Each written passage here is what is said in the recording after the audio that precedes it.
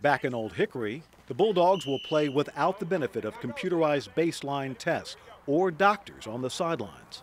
They'll use the best helmets and pads their families can afford, and their coach says he'll make sure they'll be safe. And we don't want to get our players hurt. If a kid gets his gets his bell rung, he gets a little fuzzy-headed, I mean, yeah, he's coming out. You know, we wouldn't put him back in if they're injured. Cody's autopsy, which we obtained through public records requests, explains his terrible death. Cause of death, drowning. Manner of death, suicide. The autopsy shows Cody secured his head inside an overflowing toilet and drowned himself. A bedsheet secured the bathroom door shut.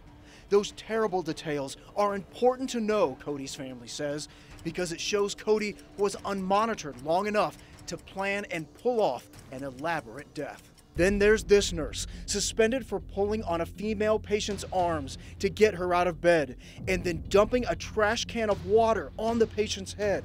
The report reads the nurse's actions had the potential to re-traumatize the patient with a history of physical and sexual abuse. This is open air painting. Outdoors, battling a big breeze, where speed matters. Yes, a day like this can be challenging because the light's ducking in and out. But challenges also bring opportunity. And with these clouds, that'll be really nice. For nearly 20 years now, Ann's captured the scene around her Leapers Fork home. Beautiful as ever, just not as wide open as it once was. Foster parents, DCS workers, support service. We spoke with a half dozen people who feel like they are being forced to return children to their families, families that frankly may still be driven by demons of drug abuse, neglect, and sexual depravity. DCS workers tell us this is all because the state has to limit the number of children it takes into custody, 20 per caseworker, and that DCS management watches those numbers hawkishly. It would be one thing if these are happy families, but workers say they are left in still dangerous, reckless, bad families. This employee of the ABC agreed to speak with us, only if we hid his identity. He fears he'll be fired for speaking publicly. Do you think this was a cover-up? It sure appears that way. But it's also the tragic circumstances of when and where the drugs were found that has made this case so sensitive, both emotionally and politically.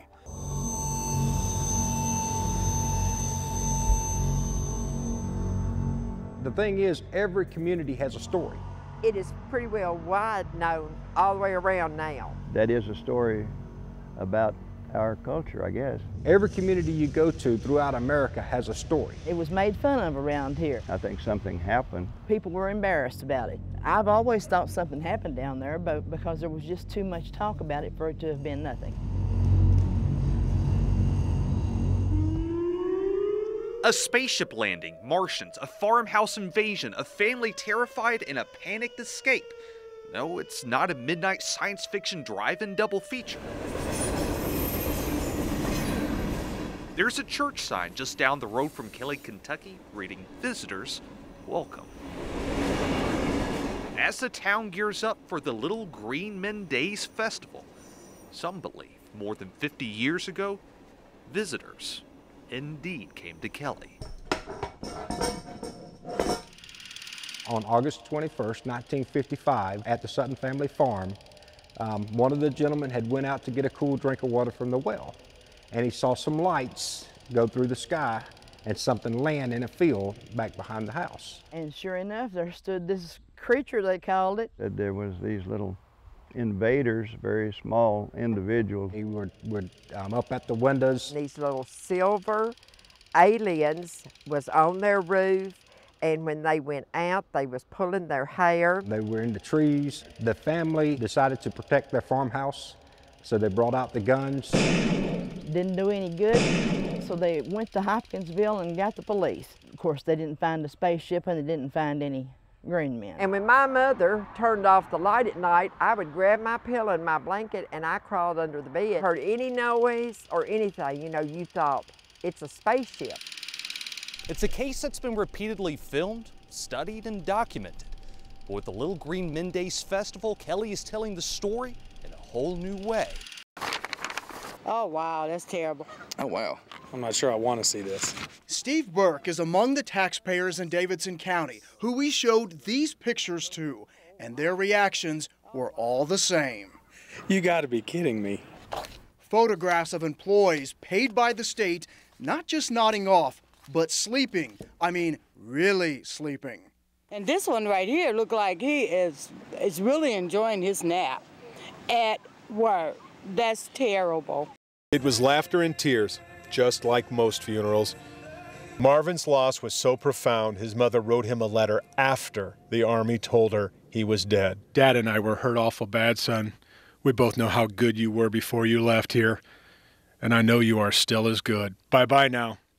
Answer real soon. Best wishes, good luck, and worlds of love. Today, Mrs. Phillips would be surprised just how many more people love her son. What in the world is going on deep in the woods of Cheatham County? Fear, fright, and fun. Waiting to do this. Okay, here we go. Roller coaster roars coming constantly from the willing, looking for a thrill. $54 gets 90 minutes of this. He's okay. You can ask as many questions as you want, but nobody gives you an answer. These renters live in a basement apartment in the Twin Oaks apartment complex and say their manager first told them they'd need to move out for 2 weeks for maintenance reasons. When they pressed for answers, they say they were told in a random testing higher than acceptable levels of radon showed up in their apartment. I learned that this is a very haunted town. We have stories from most of the buildings on 3rd Avenue. This street in particular is probably excessively haunted. We're a 5-block town, and you can't walk on one of the blocks without having a story. It's Halloween night. With the chill in the air, it's time for a story. The guides with Franklin on foot are stopped in front of 118 3rd Avenue North, sharing a story of the war, the spy mission, and the woman who guarded this home till the day she died, and beyond. This house was the home of a woman named Sally Carter, who lived here during the Civil War. Nashville fell to the Union Army. The Army came down to occupy this town. Well, Sally figured out something to do. She became a spy for the Confederacy. Sally kind of took on the mindset of keeping her friends close, but her enemies a little bit closer. She would sashay herself over to that courthouse and invite those officers over to her house for dinner. She would have them for dinner and whiskey and music and whiskey and dancing and whiskey. The information had a way of pouring out. They had given her way more information than they realized they had given, and they had answered questions that they probably didn't even realize they were being asked. She would take all of her information, roll it up, and stuff it down into the hollowed-out corncob stopper of a whiskey bottle. Put it all in a bag, tie the bag with a rope around her waist so the bag was hanging down around her knees. That's why they called those women petticoat spies. And off she would go to some prearranged place out in the country where she'd leave the whiskey bottle for other spies to find. Sally Carter died in this house in 1912 at 87 years old. But here in Franklin, there are those who believe Sally, the petticoat spy of the Confederacy, had a devotion to her state so strong she never left. The home, now known as Shuff's Music, has had multiple reports of pictures suddenly flying off walls, perfume scents wafting through the air from some bygone era, and this story of what a local artist saw late one night.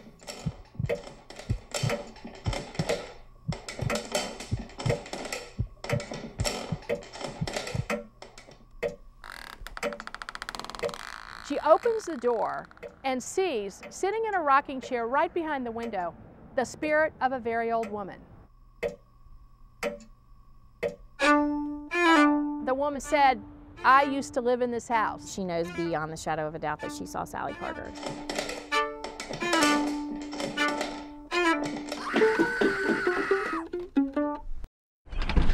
Hey, how you doing? Ashley King doesn't know he's on hidden camera talking to the Channel 4i team. All he knows is that he's talking to some guy who showed up to ask about what it's like to live in this neighborhood. I see it over and over, and there's these visions. She's right there, but I don't think they can find her alive. Hello? Now listen, don't try and pull any more of that bulb. Understand? I'm not pulling anything, sir. To see it, you need to do what the Channel 4i team did, and that's show up at the airport at 2 a.m. That's when it starts. One airport employee after another showing up at this door, many carrying a bag, some carrying two. They swipe a badge and go right in. Less than a minute later, they bypass security. No metal detector, no body scanner, no one's even looking in their bags. Because they have access to the bags, the planes. They have access to the entire airport. Watch this. This janitor swiped his badge and went inside the door, leaving behind his cleaning equipment. So I took a harmless ink pen, walked over to his cleaning supplies, and dropped it inside. When he came back out the door, he picked up his supplies and carried it right into the secure area. He never knew. Just imagine if this pen had been something dangerous. I've gone empty, and I've lost my way. It's Friday night at the homeless mission, dinner time. Not exactly a perfect setting for performance or performer. I play ballads for guys who cry. And we say, why, oh why, oh why me? And that is singer-songwriter, piano man Nathan Lee's incredible gift. His music plays best for the broken. The music I write, it makes sense there.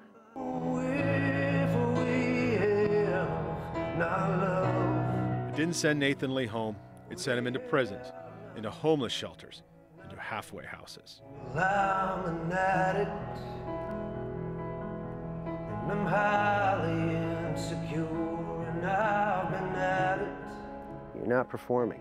At least I don't. And I don't know that it's very wise to go into a correctional facility and perform or judge. You're just there to remind people that they're not forgotten.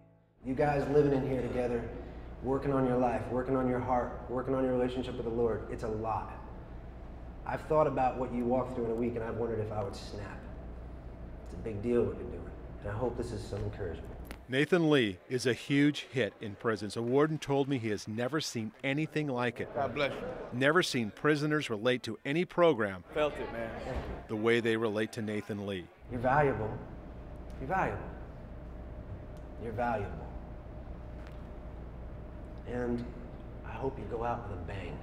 You can't, you know what you... The Nashville Rescue Mission told me in 23 years of all the entertainment, all the programs, Nathan Lee has received the one and only standing ovation in mission history.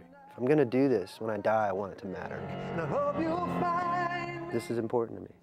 I think if I died tomorrow, I could say, yeah, that was cool. I wrote songs for those guys. And maybe 5 of them out of the 500 or 5,000, something clicked, and they're like, yeah, I can't. Yeah.